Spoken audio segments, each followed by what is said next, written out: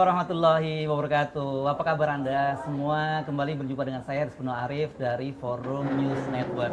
Biasanya saya selalu ngajak ngobrol para tamu-tamu saya itu offline ya. Tapi sekarang ini kita punya kesempatan yang luar biasa, halal bihalal, dan kita bisa langsung bertemu secara offline. Dan ini narasumber saya ini luar biasa semuanya, anak-anak muda. Dan mereka anak muda yang bukan sekedar muda tapi luar biasa. Di sebelah saya ada Michael Victor Sianipar, ketua DPW ya istilahnya, DPW, ya, DPW PSI. Ini Dila, ini Direktur Eksekutif Institut Harkat Negeri. Iya. Wah, dahsyat. Sementara Bung Irfan Pulungan, ini jangan dilihat gondrongnya di. Ya. Ini beliau itu adalah tim TGUPP ya, tim Gubernur untuk percepatan pembangunan bidang lingkungan dan perubahan iklim. Lingkungan dan perubahan iklim, keren banget. Sementara Michael ini nanti di bagian dari G20 ini bagian apa namanya? Anda bagian anak mudanya? Ya, saya kebetulan ditugaskan ngurus U20, Y20, Ya, U20. Jadi kayak sepak bola juga ya, ada U20, ya, oke. Tapi luar biasa. Tapi gini, yang saya menarik, kenapa saya senang bisa ketemu dengan Michael hari ini, itu kalau orang ngomong PSI itu, apalagi terus ketemu timnya Pak Anies, ini biasanya nggak pernah akur, gitu ya. Di sini akur kok. Oh, di sini akur ya. Ini karena memang PSI itu dianggap katanya partai seputar ibu kota gitu, karena fokus me-watch Pak Anies gitu. Tapi saya membaca kemarin dan saya itu terkejut sekaligus apresiasi adalah pernyataan dari Michael ketika ada seorang anak muda maki-maki baliho Pak Anies di Sidoarjo ya, di Bundaran Waru itu di Jawa Timur, dan kemudian statementnya Michael itu luar biasa gitu, nggak FPSI banget gitu kata orang. Ya, Anda menyebut bahwa Anies tuh WNI dan kita semua harusnya mengakhiri pembelahan ini. Sampai kapan mau terus-terusan semacam ini? Nah, menurut saya itu luar biasa sekali dan orang boleh melihat, loh kok Anda melawan pengurus pusat PSI yang selama ini polisinya memang spesialis untuk mewatch Anies gitu. Oke, Anda bisa ceritakan kenapa tiba-tiba muncul statement Anda itu? Pakai mic atau Oh ya, pakai mic? silakan. Ya. Mic pakai mic. Ya, mic pakai mic ya. Ya, jadi statement itu sebenarnya saya keluarkannya secara insting aja langsung, reaksi saya begitu saya melihat ada video tersebut. Bawah sadar Anda Iya. langsung. Ya. Karena bagi saya hal yang disampaikan oleh pemuda ini kemudian juga viral kan. Jadi viral artinya ada atensi Pemuda atau publik. pemudi sih saya nggak yakin benar. Oke. Iya, jadi yang saya lihat itu pernyataan itu kan sudah viral di media sosial, di media-media juga beberapa meliput.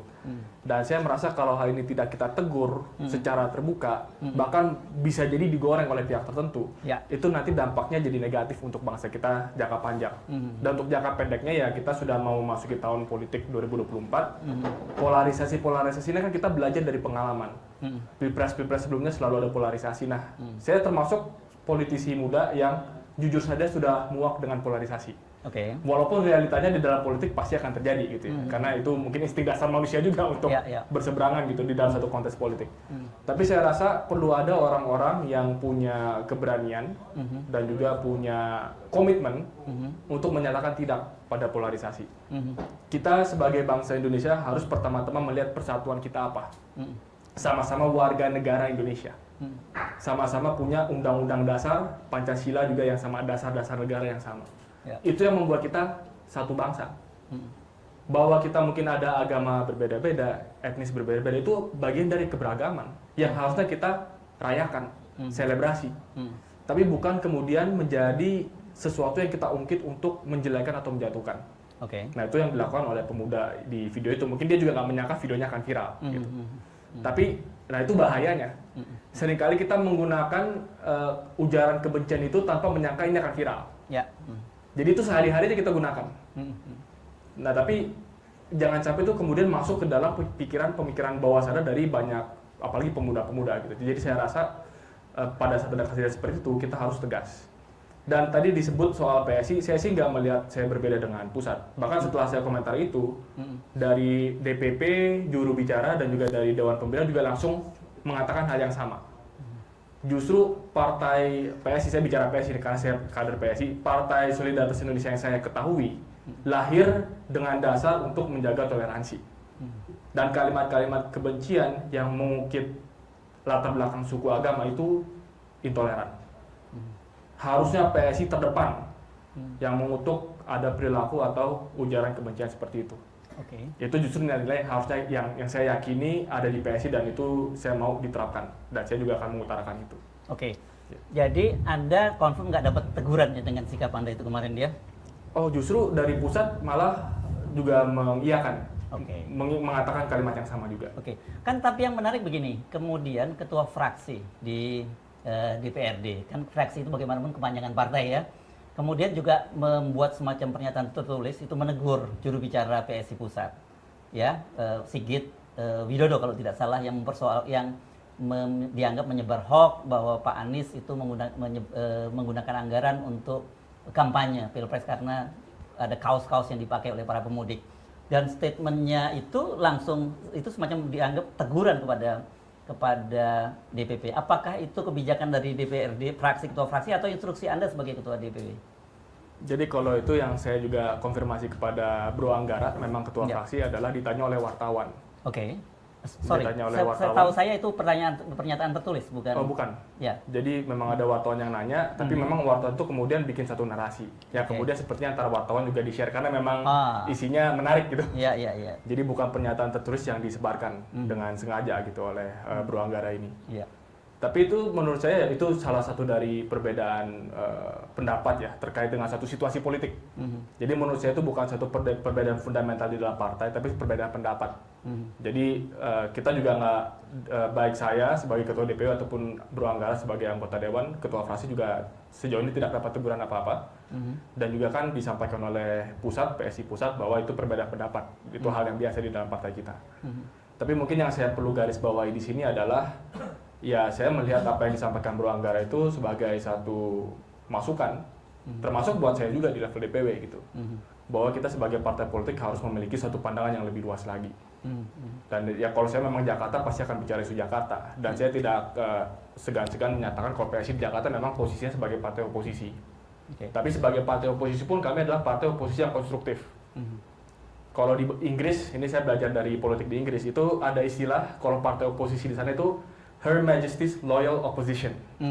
Itu istilah lengkapnya tuh. Jadi oposisi loyal dari sang ratu. Kalau partai pendukung pemerintah ya jadi Perdana Menteri. Tapi oposisinya itu Her Majesty's Loyal Opposition. Bahwa oposisi itu loyal, ada loyalitas terhadap institusi. Nah itu yang kami di Jakarta, PSI di Jakarta berusaha lakukan. Nah tapi kalau kemudian fokus partai ini hanya seputaran Jakarta saja, saya rasa itu bukan di ranah saya lagi. Tapi memang ranahnya di atas terkait dengan sikap-sikap di pusat. Jadi ini saya konfirmasi itu bukan instruksi Anda sebagai ketua DPW, dan kalau toh bukan instruksi Anda, itu Anda juga tidak menganggap itu sebagai sebuah kesalahan karena itu dianggap konfrontatif terhadap DPP. Ya saya sih melihat itu sebagai ungkapan dari kepedulian dari Bro Anggara ini terhadap kebijakan atau sikap-sikap yang diambil oleh partai selama ini. Sekarang saya mau tanya dulu deh. Dari TGUPP itu bagaimana sih memandang PSI itu selama ini? Ini dulu Mbak Bila dulu perempuan, Mbak. Nggak apa-apa, ini yang langsung nanti urusan. Ini aja dulu. Langsung dong. Nggak apa-apa, nanti Dila kita beri kesempatan berikutnya. Ini Mas Irfan duluan, ini karena urusannya dengan Pemprov DKI gitu ya. Silakan.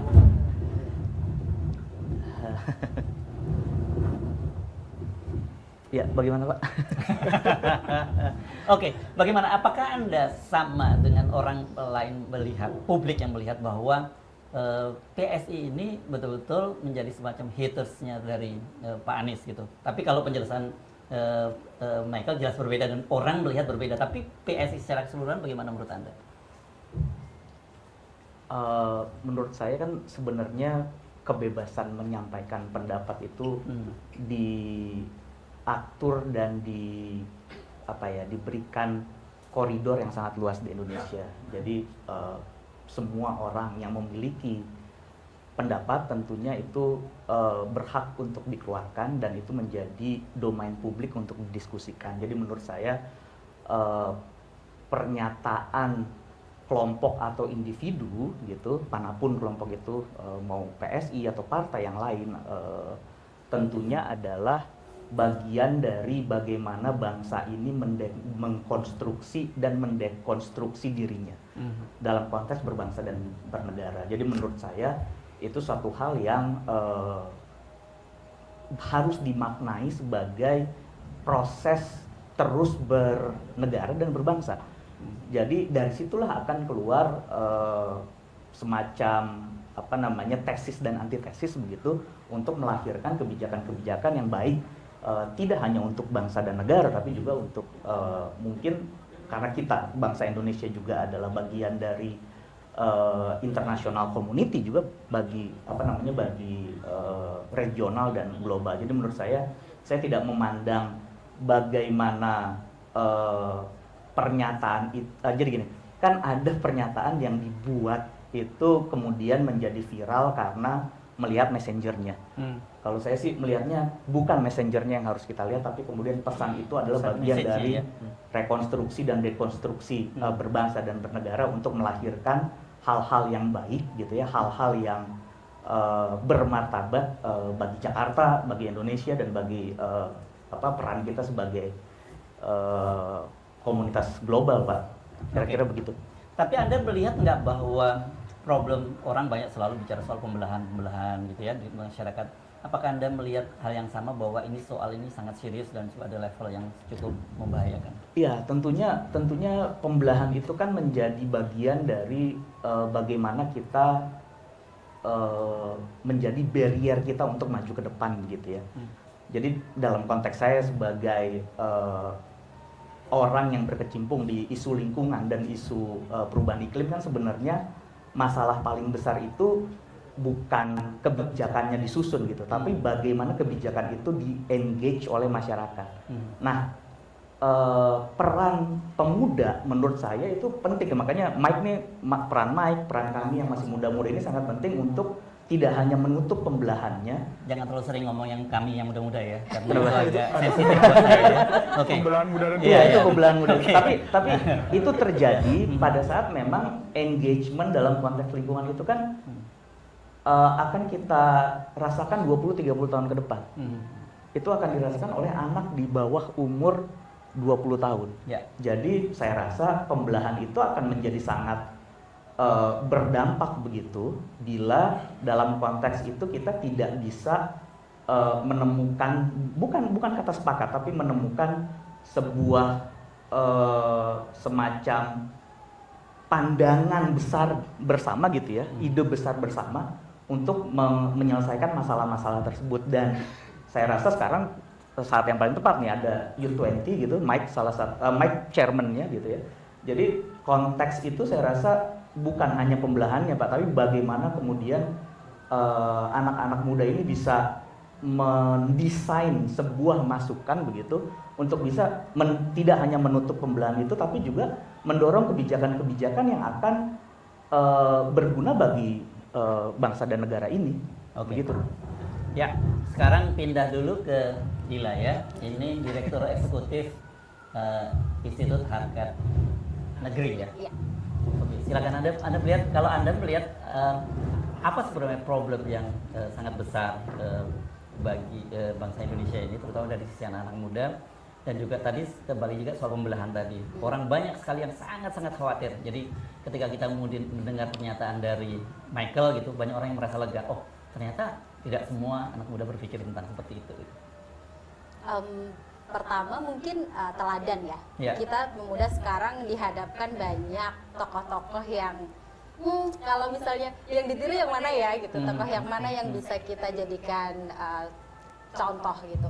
Nah sebenarnya kalau melihat dari expose dengan media, dengan anak-anak muda yang sekarang banyak baca, polarisasi itu dengan sendirinya tuh bisa menipis karena anak-anak muda ini fokusnya ke isu ya kayak tadi dibilang ya kalau lingkungan jadi musuh besarnya tuh lingkungan, bukan lagi lu pro siapa gue pro siapa, sehingga kita kalau lingkungan kita kan sama-sama kita perjuangin gitu ya. Jadi kalau melihat pertumbuhan bagaimana kepedulian anak muda, polarisasi misalnya pada terhadap atau upaya untuk menipiskan polarisasi itu, kita bisa lihat tumbuhnya anak-anak muda yang peduli di berbagai isu di mana aja. Kita lihat volunteerism di mana aja anak muda itu banyak gitu ya, di isu pendidikan, kemudian di isu ekonomi, lingkungan sekarang benar-benar lagi tinggi-tingginya gitu. Jadi pertama kalau ditanya problemnya apa, yaitu contoh teladan. Kemudian yang agak mengkhawatirkan sebenarnya kalau dari pandangan kita gitu ya, bagaimana publik kita itu sekarang dihadapkan pada mana bagian domain publik sama mana domain private, yang sama tokoh-tokoh besar itu sekarang tipis banget gitu. Ditampakkan tuh yang ya kadang-kadang yang pribadi ditampakkan seakan-akan milik umum gitu. Jadi itu yang jadinya baik dari isu gini. Jadi dari politiknya misalnya anak-anak yang dijadikan pejabat-pejabat gitu ya. Jadi polarisasi nggak lagi serta-merta polarisasi. Kalau anak-anak muda sekarang dinasti itu ya maksudnya. Iya ya. Jadi anak-anak muda sekarang lebih fokus ke isunya. Tapi kalau misalnya ditanya apa yang paling urgent harus kita lihat, yang kita kawal, yaitu bagaimana sisi public dan private para tokoh-tokoh itu. Jadi anak-anak muda harus terekspos tuh. Yang benar tuh yang mana, yang harus tampak di publik tuh yang mana sih gitu. Oke. Itu sih Pak. Saya jadi merasa nyesel ya duduk di sini tadi ya. Karena yang terjadi saya pikir pembelahan masyarakat terjadi pembelahan usia. Oke, kita lanjutkan lagi perbincangan bersama 3 orang anak muda dan 1 orang tua. Michael, Ketua DPW PSI Jakarta, kemudian Dila dari Direktur Eksekutif Institut Harkat Negeri, dan juga Irfan Pulungan dari TGUPP DKI, Provinsi DKI ya? Provinsi DKI. Provinsi DKI. Oke, kalau Anda amati ya, Michael, apa sih sebenarnya di problem kita sehingga kok kelihatannya bangsa ini gitu jadi sulit ketemu gitu, sulit ngobrol antara satu kelompok, dan kita tahu lah istilah-istilah ada cebong dan kampret dan sebagainya, dan Anda apakah yakin bahwa hal ini bisa kita atasi, dan bagaimana caranya menurut Anda? Pakai yang tadi aja kayaknya nih, recycle. Ya. Reuse. Ya. Ya, baik, ini pertanyaannya jujur bagi saya agak mungkin sulit ya untuk menganalisa sejarahnya itu bagaimana bisa muncul ada perpecahan yang. Oke, yang Anda pikirkan saja yang dari saya kacamata pikirkan, Anda ya. ya. Jadi kalau yang saya dengar, misalkan kalau saya dengar pembicaraan orang-orang gitu ya, atau diskusi-diskusi, ada yang bilang ada latar belakang kesenjangan ekonomi, ada mungkin pengaruh politik luar negeri juga yang berdampak ke Indonesia gitu, atau mungkin karena kemarin itu pilpresnya 2 pasang calon sehingga kemudian jadi runcing gitu. Jadi memang pasti ada banyak faktor, dan kalau di dalam perpecahan itu dua pihak kan pasti nggak mau disalahkan. Yang kiri akan bilang yang kanan yang duluan, kasarnya gitu. Yang kanan bilang yang kiri duluan gitu. Ibaratnya kalau di rumah tangga suami istri berantem, ya mau dicari akarnya ini salah siapa, bisa-bisa nggak ketemu-ketemu. Akan jadi lebih sibuk saling menyalahkan. Dan sampai sekarang yang saya lihat masih begitu. Ada yang merasa tertindas, ada yang merasa terdiskriminasi, itu kemudian menjadi bensinnya gitu ya, untuk kemudian masih tetap mengungkit perpecahan atau polarisasi itu. Gitu. Nah, ini di mana menurut saya perdebatan mencari akal itu perlulah, secara akademis kita perlu mengetahui gitu ya, dan kalau bisa dapat bagus. Tapi kalau kita menunggu sampai ketemu jawabannya baru kita mengupayakan ada membangun jembatan, saya takutnya kelamaan gitu. Jadi lebih baik harus ada itikat baik dari kedua sisi yang terjadi polarisasi ini. Ada orang-orang yang menjadi pionir, berinisiatif membangun jembatan, dan ada risiko bagi si pionir ini, ada risiko. Ya, pasti itu. Misalkan saya tadi disebut, misalkan saya ada statement yang terkesan membela Pak Anies. Ini saya kalau saya ngeliat di sosial media gitu, ada kiri kanan sama-sama mengkritisi. Oke. Dari kubu sana bilangnya wah udah insaf gitu kan, udah apa gitu kan, udah tobat gitu. Jadi mungkin dianggap saya ini orang yang aneh atau apa gitu kan. Iya. Dari kubu yang sini bilangnya wah jangan-jangan ini ketua DKI udah ikut makan lobster gitu, ada juga bahasa-bahasa begitu. Iya. Jadi sebagai orang yang berdiri di tengah-tengah ini bisa dituduh kiri kanan. Ya. Dan Anda sadar itu ya? Saya sadar itu, saya sadar resiko itu, dan harus tetap kita ambil. Oke, mantap ini. Karena menurut saya, bagi kita, saya berharap dari sisi sana juga ada, mungkin kalau bicara kubu kesannya jadi ada kubu-kubu dari sisi sana, dari dua sisi gitu ya. Ada yang mau mengambil langkah ke tengah, jabat tangan, bangun jembatan. Apapun resiko, di kiri diomongin apa, di kanan diomongin apa. Tapi kita melakukan ini, saya punya keyakinan orang-orang akan lihat kok. Pada akhirnya mereka akan melihat bahwa upaya kita membangun jembatan ini tulus. boleh difitnah segala macam, tapi selama kita konsisten, mereka melihat bahwa niat kita baik. Dan semoga, dan saya yakin akan terjadi, masyarakat umum akan melihat bahwa memang jembatan ini yang perlu kita bangun untuk menjaga keutuhan Indonesia. Dan lebih dari itu, inilah yang akan membawa keadilan dan kesejahteraan. Sangat penting, bukan hanya untuk generasi ini, tapi generasi mendatang. Oke, bahayanya apa ini kalau terus-terusan tidak ada yang berani mengambil langkah itu? Kita ini kalau belajar dari fenomena di banyak negara ya, termasuk di Amerika itu kan ada istilahnya ada echo chamber, ya kan? Ya.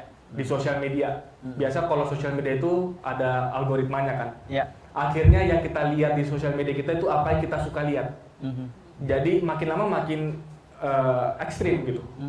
Karena kita cuma terekspos dengan pandangan ini, pandangan lain kita nggak akan lihat karena dianggap oleh algoritma kita tidak menyukai pandangan yang lain. Padahal perlu untuk ada satu rasa saling mengerti gitu. Nah ini yang bisa terjadi kalau tidak ada yang menembus algoritma itu, termasuk di WhatsApp group. WhatsApp group nggak ada algoritmanya, tapi kalau kita ngelihat lama-lama kan ada WhatsApp group yang satu orang mulai maki, lama-lama yang lain juga ikut. Bener juga ya. Kayak orang saling nimpuk gitu, ada nimpuk duluan. Nah gitu. iya, kita nggak tahu siapa yang nimpuk duluan, jangan-jangan orangnya udah kabur gitu kan. Jangan-jangan orangnya juga kita nggak tahu agendanya apa.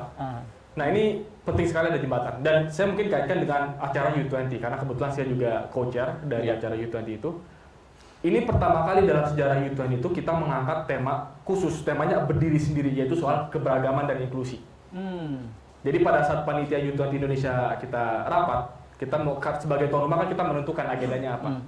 Bicara soal perubahan iklim itu sudah sering dibahas dari tahun ke tahun. Bicara soal future of work, masa depan dunia kerja itu dibahas setiap tahun dari tahun ke tahun. Tapi keberagaman itu baru pertama kali isu ini berdiri sendiri untuk dibahas secara khusus. Karena kami punya keyakinan bahwa nilai yang paling bisa Indonesia banggakan di forum G20 adalah keberagaman kita. Bhinneka Tunggal Ika, itu yang kita mau pertontonkan kepada dunia. Dan yang menarik juga di acara seperti U20 dan setahu saya di G20 juga sama. Semua keputusan soal komunike apa yang ditulis itu harus konsensus, bukan majority voting. Jadi dari 20 perwakilan G20, kalau ada satu saja yang tidak setuju, batal. Jadi memang harus dicari kata-katanya, statementnya, substansinya itu yang disepakati oleh semua orang. Konsensus. Dan PR kita artinya di dalam memimpin G20 Indonesia bisa mempertemukan semua pihak menuju konsensus. Nah ini PR Presiden Pak Jokowi juga termasuk di level nasional dan Pak Anies juga di level Global 20 gitu. Ada perwakilan Rusia, ada Amerika, ada China, ada Brazil, ada Saudi Arabia, semua punya pemikiran berbeda, tapi di pertemuan Indonesia nanti kita harus menjadi konsensus builder. Tapi menarik sekali karena ketika Anda mengangkat soal inklusi, soal toleransi dan sebagainya, tapi di dalam negeri sendiri banyak orang merasakan gitu ya, merasakan bahwa isu-isu radikalisme, isu intoleran itu justru sekarang ini digunakan sebagai alat politik oleh pemerintah. Bagaimana Anda melihat ini?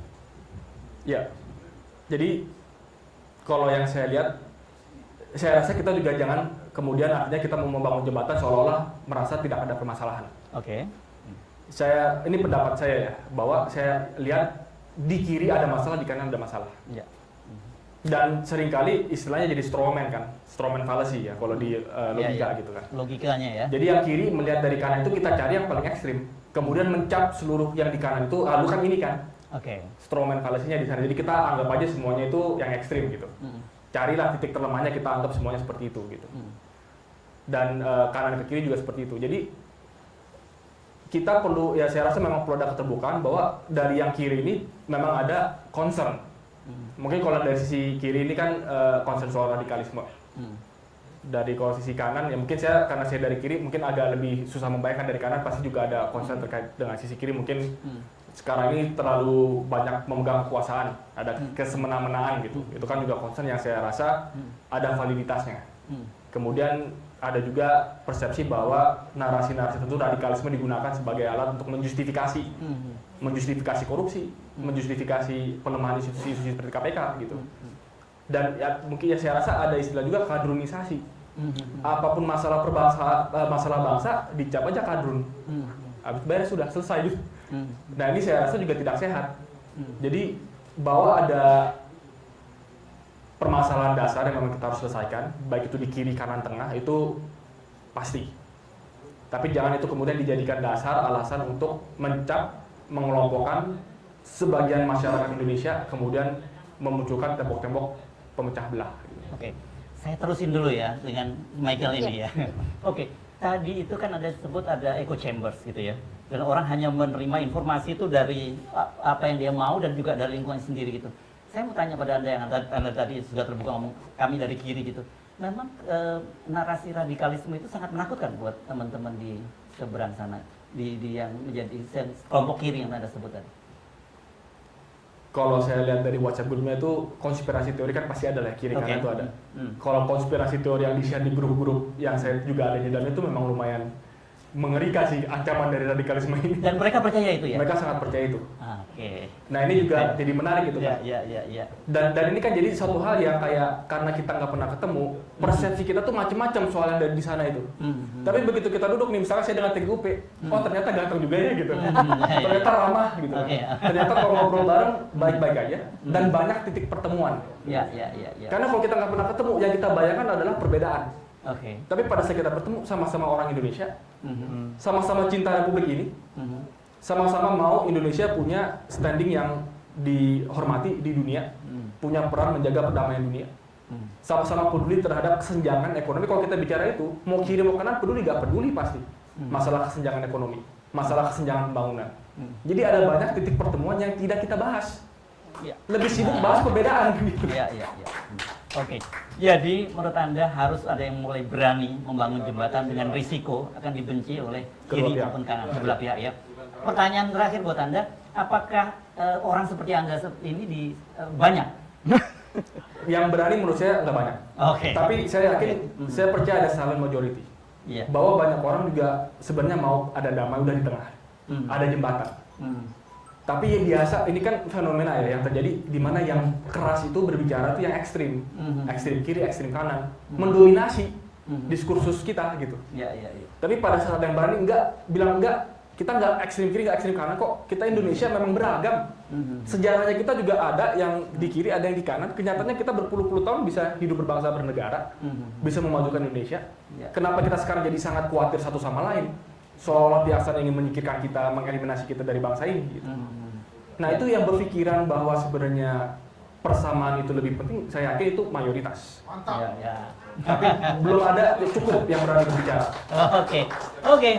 Ini saya kira permulaan yang luar biasa ya. Sekarang giliran Mbak Dila untuk memberikan komentar dari, saya nggak akan tanya, komentari aja apa yang disampaikan oleh Michael tadi. Ini menarik sekali sih. Kita pengen banyak orang yang berani menabrak itu, gitu, breaking the glass ceiling gitu. Yang selama ini seakan-akan menjadi tabir ya memang harus ada, memang harus banyak. Kita juga percaya gitu ya. Sekarang tuh banyak anak muda yang sebenarnya itu juga mantau gitu. Sebenarnya itu juga pengen ngomongin. Cuman resiko itu memang tidak semua berani mengambil resiko seperti yang Mas Mike beranikan diri gitu ya untuk mengambil jalan itu gitu. Tapi dengan seperti itu saya rasa akan banyak nanti jemaah-jemaah Mas Mike yang ayo deh kita di tengah gitu. Ayo deh kita di tengah untuk memutus rantai itu kanan dan kiri gitu. Ya udahlah yang dulu-dulu mau pecah silahkan aja gitu. Kalau mau tetap melanjutkan gitu. Kita yang muda-muda yang jauh lebih banyak jumlahnya kita yakin gitu. Kita bisa sama-sama untuk mengikat lagi.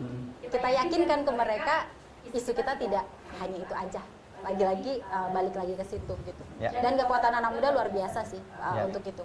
Gitu. Dan Anda percaya itu kita bisa ya melakukan itu? Kita bisa. Jadi salah satu kita melihat dari kita punya program di IHN itu punya program mendidik anak-anak muda dikumpulkan namanya Trisector Leadership Bootcamp misalnya atau kelas kepemimpinan. Di mana anak-anak muda ini akhirnya mereka saling cerita. Kita nggak pernah tahu background mereka dan waktu awal-awal kita juga terkejut, oh ternyata ada yang pro dan ada yang kontra. Dan ketika mereka diajak jalan, mereka punya misi yang bagus, lalu kemudian mereka diajak buat proyeknya lebih fokus ke proyek-proyek yang berdampak lagi-lagi ke kesenjangan, misalnya isu ekonomi, pemberdayaan masyarakat. Jadi lagi-lagi memang harus ada nih yang nemenin Mas Mike untuk terus ngomongin saatnya ada di tengah gitu. Pemuda harus balik lagi ke jalan yang tengah. Saya pernah menonton sebuah dokumenter yang dibuat oleh BBC ini tentang konflik di Irlandia Utara antara kelompok Kristen dan Katolik. itu diambil anak-anak muda dari dua kubu ini dan dibawa mereka berkemah di Amerika Serikat sehingga dalam satu bootcamp gitu. Dan ini memang luar biasa sekali awal-awalnya dan pada akhirnya itu memang luar biasa. Apa kira-kira kita harus sampai segitu dalam situasi kita ini? Tapi kalau di Glasgow pecah lagi. Oh, di Glasgow Celtic sama Glasgow Ranger. Oke. Oke. Iya. Oke. Jadi kalau di IHN sendiri, Maksud saya IHN mungkin akan mulai dengan inisiatif itu kita gitu. Kita punya ya. kelas di mana kelas muda itu berasal dari dua kubu kita rasa. Kita pernah nanya, saya fans sama sosok dari kubu A, saya fans dari sosok kubu B.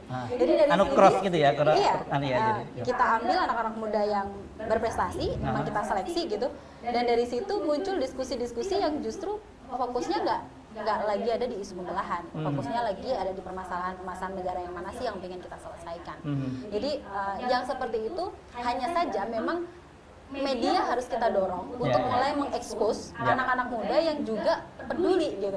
Jadi jangan hanya fokus pada saya nggak suka kebijakan Bapak Anu, saya juga nggak suka kebijakan Bapak Anu, udah gitu. Ya udah, kalau sama-sama perlu diperbaiki, jalan yang mana? Kalau kebijakan saya kira nggak apa-apa, tapi kalau yang lebih parah, saya nggak suka Bapak Anu itu gitu. Nah itu media harus benar-benar menahan diri dan bersabar untuk lagi-lagi kita perlu mengurangi tensnya dan kita perlu menaikkan anak-anak muda yang memang berprestasi, fokusnya karyanya banyak gitu, dan banyak sekali. Sayangnya di daerah-daerah itu mungkin Y20 kemarin keliling-keliling Indonesia juga lebih banyak lagi menemukan anak-anak muda itu, dan itu harus dikasih tempat dan ruang sebebas-bebasnya. Kita expose, saatnya anak-anak muda yang berjuang untuk menengahkan kembali merajut masyarakat itu dikasih tempat gitu. Gitu sih Pak. Oke. Mas Irfan, langsung. Oh iya. Oke. Kalau saya bukan hanya percaya Pak, saya bukan hanya percaya, malah sudah dilakukan gitu. Kalau sampai 2 minggu yang lalu mungkin saya masih meraba-raba ya, tapi saya di sini ketemu sama Mike melalui perantara Pak Sudirman Said gitu ya. Jadi ini nggak ada pembelahan nih Pak. Ini pembelahan umurnya nggak ada. Mungkin kalau nggak ketemu nggak bakal kenal dan nggak bakal pernah ngobrol. Seperti tadi Mike sampaikan, ternyata ada titik-titik temu yang memang bisa dibicarakan. Jadi sebenarnya kita sedang lakukan. Tinggal forum dan ruang untuk itu harus diperbanyak. Gitu. Kalau media kan nggak bisa menyorot pada saat ruang dan artikulasinya tidak terlihat. Gitu. Jadi kalau saya sih melihatnya, saya ketemu sama Mike di sini melalui perantara generasi yang di atas gitu. Itu sudah menjadi contoh yang harusnya tidak hanya didorong tapi kemudian direplikasi dan dilakukan di seluruh Indonesia. Itu yang pertama. Yang kedua, mungkin Pak, kalau saya melihatnya begini, mungkin akar masalahnya kita tidak bisa bedah sampai seperti sampai dalam gitu ya, tapi memang harus kita pahami seperti kita mengurai bawang gitu ya, satu persatu. Ada mungkin yang di kanan bilang ini kok banyak orang yang sekarang tidak bisa membedakan politik Islam dan Islam politik. Itu kan pasti menjadi bahasan yang selalu, oh ternyata ada perbedaan loh antara politik Islam dan Islam politik. Kemudian yang mana yang melahirkan radikalisme, yang mana kemudian yang melahirkan kebijakan-kebijakan yang mungkin berdasar kepada sendi-sendi Islam. Itu kan suatu hal yang sebenarnya kita harus pahami bersama. Teman-teman di kiri juga mungkin ada sedikit grunge gitu ya tentang 65. Itu kan nggak pernah kita selesaikan. Semanggi 1, Semanggi 2 begitu. Jadi menurut saya persoalan bangsa ini cukup berat gitu ya. Baiknya memang tidak ditambah dengan pembelahan di tingkat anak muda. Harusnya anak-anak muda ini didorong memahami permasalahan-permasalahan bangsa itu, kemudian dari mereka lah bisa diselesaikan. 65 itu mereka udah nggak terekspos. Kalau saya masih terekspos filmnya Arifin Senur tuh, masih ada imaji-imaji yang membebani gitu. Tapi saya rasa di bawah umur 30 itu kan udah tidak ada beban itu. Anak-anak muda juga mungkin udah nggak paham tentang EKEKI, NII, N11 dan segala macam. Jadi menurut saya anak muda ini perlu tidak hanya dipertemukan, tapi juga memang substansinya harus diperkuat bagaimana bangsa ini bisa menyelesaikan permasalahan-permasalahan yang membebani agar kita bisa melangkah lebih ringan ke depannya, Pak Arif. Terima kasih. Oke, saya mau cek aja sedikit ya, karena tadi saya udah tanya sama Yeah. Michael. Kalau Anda itu definisikan Anda di mana posisi, kanan atau di kiri? Saya di tengah, Pak. Oh, di tengah. Oke. Syukur ya. Saya di tengah, jadi kita harus merajut jalan moderat kalau kata Pak Sudirman, gitu ya. Jadi merajut jalan moderat itu tidak hanya mempertemukan dengan yang di kiri atau di kanan, tapi juga yang di atas dan di bawah. Ya, ya. So, jadi sebenarnya kalau kita ngobrol dengan anak-anak muda ini, kita tahu mereka sadar bahwa ada persoalan, gitu ya. Tapi mereka tahu bahwa harus ada keberanian untuk membangun jembatan. Saya kira ini kita perlu belajar pada anak-anak muda ini. Kalau anak-anak muda saja berani membangun jembatan, yang tua-tua juga harusnya gitu. Jangan membangun kekuasaan saja, membangun jembatan antar mana bangsa ini sangat penting. Oke.